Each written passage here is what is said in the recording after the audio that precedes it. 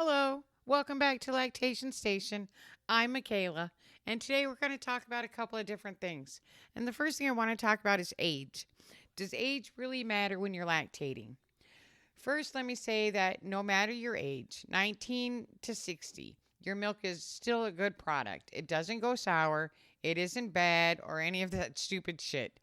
I read an article online about a woman that was at her doctor's office. She was a breastfeeding mom, and she overheard two women talking about how a friend of theirs was too old to be breastfeeding in her 40s and that her milk was sour and it wouldn't be any good for her baby and she would be better off putting the baby on formula. And this is a recent conversation within the last few years. It amazes me that there are still these archaic ideas out there of, situations like this. Let me reassure you that no matter your age, your breast milk is good. And there's nothing wrong with it. There's nothing wrong with you lactating at any age. There are women in my Facebook group and in my lactation group that are in their 40s. I personally am 53. I have another friend who's 55. I know a lady that's almost 60 that is starting her lactation journey. So don't let somebody tell you that you're too old to do this. I also read on another forum a woman in her 60s, I think she was 63, asked the question, is she too old to lactate, that she would like to do that for her husband. And it was a little bit old of a forum. I think it was 2014. And the response was from a doctor that told her she was too old and that it was not something that was possible for her and she could not accomplish it. And it makes me think of my own doctor who couldn't tell me how to fix my, menstrual problems. Why don't doctors know more about the female body and what it can and cannot do? But that's a conversation for another day. Back to age. Age doesn't matter. What only matters is what you want to do. If you are, whatever age, in your 30s, 40s, 50s, 60s, I don't care. If this is something that you want to do, then you can absolutely do it, barring health reasons or anything else that, could inhibit it. If you're a normal, healthy adult that you want to lactate, there's no reason why you can't.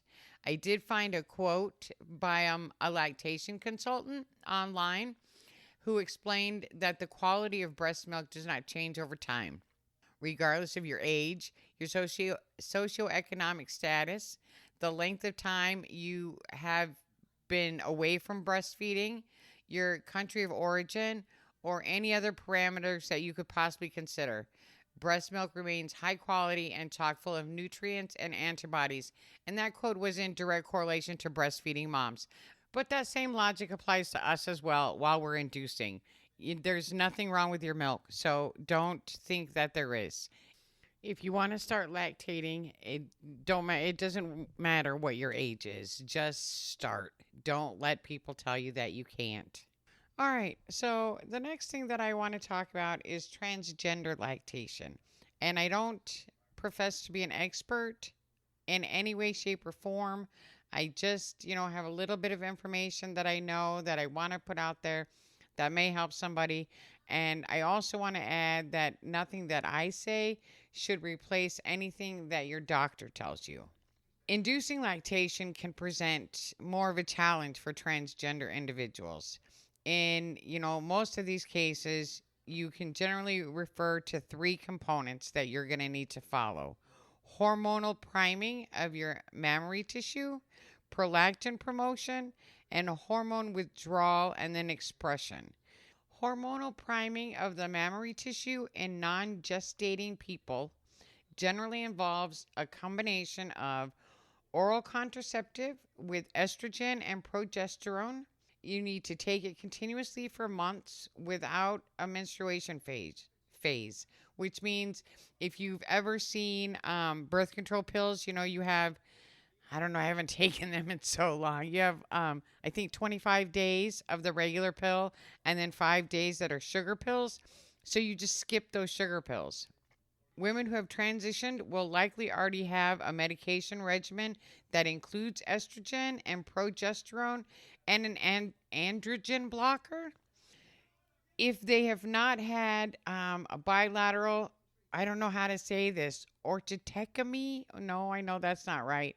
Orchiectomy, orchitomy. I just there's somebody out there that will tell me how to say that word. Anyway, depending on the length of treatment, women will have growth of mammary tissue because estrogen and progesterone makes that happen, helps increase the growth of the mammary tissue. When women desire to induce lactation, you have to go through several hormonal stages of pregnancy that can be approximated for a similar period of time as in induced lactation with non gestating people. And that averages about 3 to 6 months. Doses of estrogen and progesterone may be increased gradually and as tolerated to 8 to 12 milligrams of estrogen and up to 400 milligrams of progesterone daily during the stimulation phase. There are some risks, especially of blood clots with higher doses of estrogen, and all of this should be discussed with your doctor. The most useful guide for you and your symptoms to know if you're getting anywhere is to be aware of changes in the breast chest area. At this phase, a lot of people will recommend that you start stimulation of the nipples and areola and then gentle hand expression 1 to 3 times per day. So that's a lot of like the Newman Goldfarb protocols. It's similar, but because transgender women are already on a hormone replacement therapy, then you're just kind of tweaking that a little bit. And, it depending on what their dosage is or what your dosage is, then, your estrogen may have to go up a little bit and your progesterone may have to go up a little bit for approximately 3 to 6 months in order to achieve that pregnancy type of hormonal change within your body. And then you want to stimulate the prolactin. And prolactin's promotion is generally achieved with galactagogues. They may be used during the hormonal stimulation phase because if you're using all natural galactagogues, then it's not gonna I shouldn't say it's not going to, but it shouldn't have an effect on the other medications that you're taking, or you can wait and take the galactagogues during the expression phase. But traditionally, induced lactation protocols use these medications throughout the induced lactation process. So you can, start them as soon as you decide that you want to induce lactation. My only caution here, other than I'm not a doctor, so I don't know how they may interact with your other medications, is I usually caution women to be wary of fenugreek because it isn't always a good idea. And I personally had problems with it. I found out that I was allergic to it. I have a lady in my lactation, not my lactation group, on my Facebook page who had depression while she was taking it, so she stopped. I've also had people tell me that it inhibited their supply, and as soon as they stopped taking it, then they had an increase in production. So generally, it's fenugreek is one of those that it's iffy. A lot of people recommend it. A lot of lactation consultants recommend it. My recommendation is that should be the one that you wait to take until after you have milk, because that way then you know that it's not going to inhibit your production. Domperidone has the strongest evidence for successful lactation promotion. And a lot of people are afraid of Dom, and I really don't understand why. And I'm going to put this out there again. I know that it's not approved in the United States by the FDA, but if you have a doctor that you're open with, that doctor can write you a prescription for it, and you can get it filled at a compounding pharmacy if you find one that will fill it. If not, you can get it filled at a Canadian pharmacy, or any other pharmacy overseas, and you can legally import it back into the United States as long as it's less than 3 months' supply and you can prove that it belongs to you and you're not trying to sell it. So you can legally ish have domperidone. And if you're concerned about the risk factors and you've heard that it creates or that you could have a heart attack from it, I did a whole episode on this, but let me just go through this really quick again. Back many years ago, and I don't remember exactly how long ago, I don't have those notes in front of me, but we'll say longer than 10 years ago, there was a study being done on a group of elderly people that were going through chemotherapy. And domperidone was used in very large liquid doses to combat the nausea from the chemotherapy. And several men in their 70s had a heart attack. And so the domperidone was blamed for it. Now, was it at fault? I don't know. But if you look at this as a whole, people going through chemotherapy are already having issues. The dosages was so large that, nobody normally takes that amount. And they were all elderly, 70 and older. So, that's just something to think about. In Canada, domperidone is prescribed for small children who have gastrointestinal issues. It's prescribed all over the world, with the exception of the United States, because of those tests where the people had chemotherapy and they had heart attacks. The domperidone was blamed to be the drug at fault. But even if the Dom was the drug at fault, it was such large doses and it was given intravenously. Nobody takes that amount. Am I saying it's safe? I'm not, because again, I'm not a doctor. I'm just giving you the information and you decide what you want to do with it. Okay, so moving right along. Where was I? We were talking about Dom. There is a published case report of a successful induced lactation in a transgender woman who used Dom. And like I said, it's not FDA approved for use in the United States. And herbal galactagogues may also be used, but there's cost and risk and side effects to any of those. So, that may be a deciding factor in what you decide to use or not use. When I was putting together my notes for this episode, I read quite a few articles. There's one case study, and I guess the rest are anecdotal, but there was a lot of, I read, I think 6, 8 different, very brief articles about transgender women who successfully induced to breastfeed their children. As a matter of fact, I'll talk about it a little later, about a transgender woman who froze sperm, and then her and her partner decided to have children. They used her sperm to impregnate her partner, and then she breastfed that baby. So that's an amazing story. And, you really have to look for these stories, but they're out there.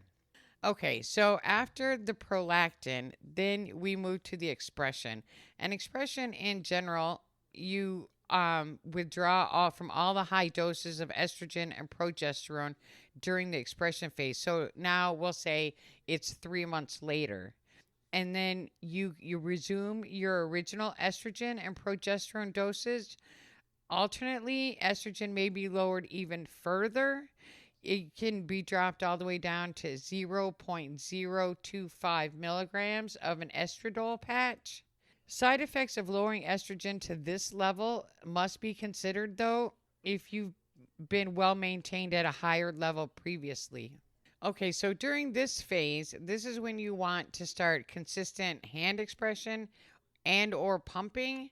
You can also use the TENS unit, which I've talked about before, and you want to gradually increase up to 5 to 10 minutes, 6 to 8 times a day.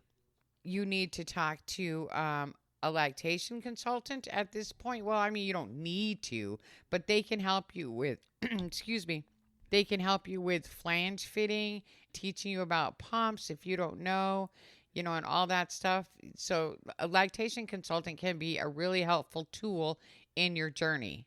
Pumping without expressing milk can get a little uncomfortable, dry pumping. There are, well, even wet pumping can be uncomfortable too. Let's be honest here. It, can be uncomfortable, especially if you're still exploring pumps and flanges and you're not sure. There are some lubricants that you can use inside the flange, like lanolin, coconut oil. There are specific ointments that you can use. I use one by Boob Ease. It's an organic nipple balm, and I rub that on the inside of my flange on my LV just because I want to decrease the friction. I'm going to say that we're going to assume that the hormones are having an effect. And the period of the most visible breast growth is often during the first 8 weeks of treatment. You'll notice an enlargement. The enlargement is potentially just temporary, as it's primarily due to the engorgement of blood vessels and enabling increased circulation to the breast. Estrogen hormones stimulate cell mitosis and growth of ductal systems. The development and differentiation of the glandular tissue, such as the lobules and the alveoli, is dependent on progesterone. And breast fat seems to require both. Now, how do you know when you're in lactogenesis? A genetic woman who's given birth also expels the hormone producing placenta, and the estrogen and progesterone levels in her body suddenly drop. In a transgender woman, seizing an additional high estrogen and progesterone dosage that's been taken for several months will have the same effect if the hormones have worked. Recognizing that the birth has happened, the pituitary gland now signals the body to make milk. Success is not always guaranteed, but some milk production can be expected in the majority of cases. Milk production typically begins between 1 to 4 weeks after initiating stimulation using prolactin enhancing drugs, although it can be as little as 2 to 3 days if hormones were taken and were effective, or as long as 4 to 6 weeks if relying purely on mechanical stimulation. If it's not possible to take additional female hormones in order to stimulate the breast to prepare for lactation, or if the hormones have no effect due to hyperplasia of breasts, don't give up. This is because prolactin and oxytocin, and I've said this before, the hormones which govern lactation are pituitary and not ovarian. Both prolactin, the milk making hormone, and oxytocin, the milk releasing hormone, are produced in response to nipple stimulation. Now, as your body readies itself for lactation, it pumps extra blood into the alveoli, making the breast firm and full. Swollen blood vessels combined with the abundance of milk may make the breast temporarily painful and engorged, but pumping or expressing frequently in the first few days will help to relieve any of that discomfort. Now, I'm not saying that you're going to, all of a sudden have copious amounts of milk, because generally that's reserved for breastfeeding mothers who actually go through a pregnancy and deliver a placenta. But can you make milk? Absolutely. Can I tell you how much it's going to be? No, I'm sorry, I can't. There are days when I produce between 6 and 8 ounces. There are days that I have produced up to 12 ounces, and there's some days that I barely get 4 ounces. So, it all depends on you, your body, your commitment, all the other steps, the pumping and the, what you decide to take or what you decide not to take. All those things are going to make a difference. But the biggest difference is going to be you and how dedicated you are to this process. So the last thing I want to leave you with, a little quote that I found online, and it was about breastfeeding by a trans woman. In 2010, on the Oprah Winfrey Show, she featured a Dr. Christine McGinn. And I don't remember this. I don't know. Maybe somebody out there will go, oh gosh, I remember when that happened. But she was the mom who fathered her own children. And that's what I was talking about earlier. Christine is a lesbian, male to female, transgender woman. And she had a sperm sample frozen. And this was used for an IVF procedure which happily resulted in her female partner giving birth to twins. Christine was able to breastfeed these babies, and she said, a lot of women who adopt go through a regimen of hormones before they have their child, and that enables them to breastfeed by the time they get their child. So I just did the same protocol. It's basically stimulating pregnancy with hormones, and since I transitioned 10 years ago, I had enough breast development where it was basically the identical situation. So there you go. So we know that there's a factual case study of a transgender woman who, through the use of domperidone and following the Newman Goldfarb protocols, she successfully breastfed her baby. And then here's another doctor that successfully breastfed her baby. So we know that transgender women can do it. All you got to do is, be determined that this is something that you're going to do. Just like me, you can accomplish it. Now, a couple of other things really quick that I just want to touch on. I had somebody ask me about nipple piercings, and because my nipples aren't pierced, I have other places pierced. My tongue is pierced, my belly button is pierced, but I was always afraid to get my nipples pierced because I thought it would hurt. Obviously, you're probably thinking, oh, well, dumbass, did your tongue hurt? Anyway, so I asked a couple of people in my lactation group about nipple piercings and breastfeeding. And then I also checked the La Leach website and saw what their opinion is on it. They recommend that you either wait until you're done breastfeeding to get your nipples pierced, or you take the piercings out through the length of time that you're breastfeeding.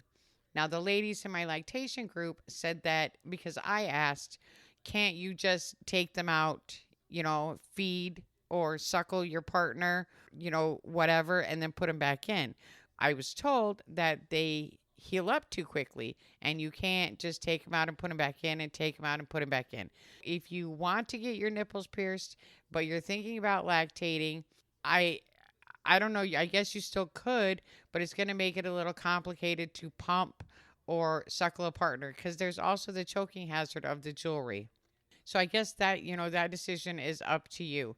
If you want to get it done and you want to lactate, maybe you have to weigh one against the other, or maybe you can figure out how to make it work. That's entirely up to you. Another topic I want to touch on briefly is, whether one side produces more than the other side, and is that normal? That's perfectly normal. I just posted in my Facebook group the other day that the average woman, their left side is bigger and it produces more than the right side. I'm the oddball because it's the right side for me. The right side is bigger and the right side produces more. But it's perfectly normal to have that happen. And I have noticed on occasion that can fluctuate. My left side never gets bigger than the right side. The right side stays bigger. But sometimes the left side will produce more than the right side. Not very often, but occasionally. So it's perfectly normal to have one side more dominant than the other side. All right, ladies, that's it for this evening. Don't forget, go by the website, lactationstation2020.com, and subscribe for to our email. We'll have another giveaway coming up sometime this month. Go to Facebook and join our Facebook group, Lactation Station 2020. It's super easy to find. Let's just work hard to build this community for each other and all those other wonderful ladies out there that need help, that don't know where to go and don't know how to reach out. Let's do what we can to help build this community. That's it for tonight. I'm Michaela. Have a great night.